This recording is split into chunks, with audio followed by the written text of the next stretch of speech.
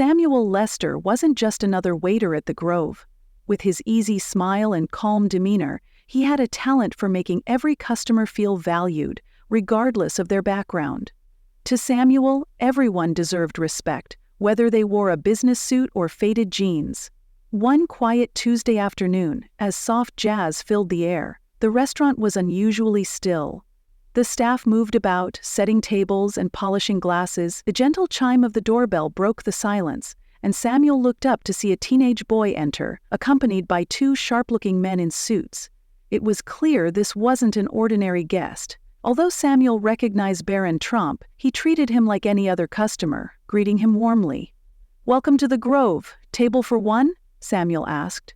Barron nodded and chose a booth near the window. Samuel led him there, handed him a menu, and smiled. "Take your time." Barron quickly scanned the menu and ordered a simple cheeseburger and soda. Samuel noted the straightforward choice without comment and responded, "Coming right up." As Samuel headed to the kitchen, his manager, Mr. Walter, intercepted him. "Do you know who that is?" Walter asked sharply. Samuel glanced back at the booth. "No, sir." "Should I?" "That's Barron Trump," Walter hissed.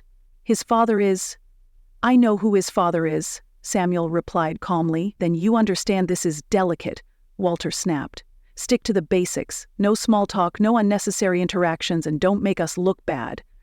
Samuel nodded, suppressing his irritation, and focused on serving Barron's order. When the food was ready, Samuel brought it to the table. Barron offered a quiet thank you, and Samuel returned to his other tasks while keeping an eye on the booth. As Barron prepared to leave, Samuel noticed a forgotten wallet on the seat. Without hesitation, he called out, "Excuse me, you forgot this." Barron turned, a flicker of surprise on his face as Samuel handed him the wallet. "Thank you," Barron said. Samuel smiled and returned to his duties, but he felt Walter's disapproving glare. Later that evening, Walter called Samuel into his office. "You're fired," Walter declared coldly. Samuel frowned in disbelief. "What? Why?"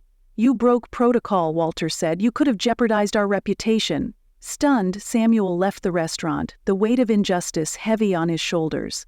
The next morning, Samuel sat in his apartment, staring at his laptop as job listings blurred together. He had poured years into his career at the Grove, only to lose it over something so trivial.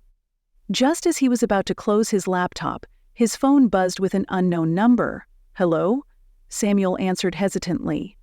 "Is this Samuel Lester?" a deep voice asked. "Yes, may I ask who's calling?" "This is Donald Trump."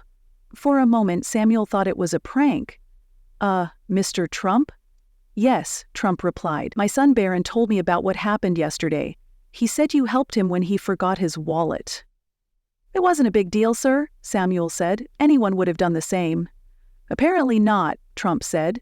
"And I heard your manager fired you because of it. That's unacceptable." Samuel remained silent, unsure of what to say. "You seem like a good man, Samuel.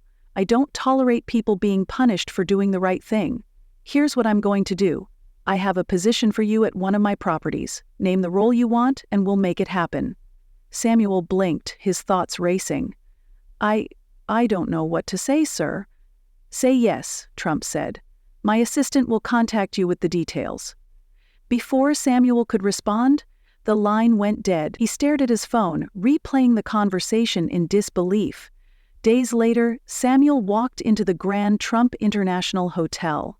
Its sleek design and luxurious interiors were worlds apart from the Grove. He was greeted warmly and introduced to the executive team in a conference room with floor-to-ceiling windows. By the end of the meeting, Samuel was offered a managerial position in guest relations, complete with a generous salary. Over the next few months, Samuel thrived in his new role. His dedication earned him respect from the staff and appreciation from the guests. One evening, he received an unexpected invitation, a dinner with the Trump family. Seated in a private dining room, Samuel felt a mix of nerves and gratitude. Barron greeted him warmly, no longer the reserved boy from the restaurant. "Thank you," Barron said. "You didn't have to help me that day, but you did. My dad says people like you are rare." Donald Trump raised a toast. To Samuel Lester, a man who reminds us all that kindness is never wasted. The applause around the table was loud, but Samuel's smile was quiet and sincere. In that moment, he knew his simple act of kindness had changed his life forever.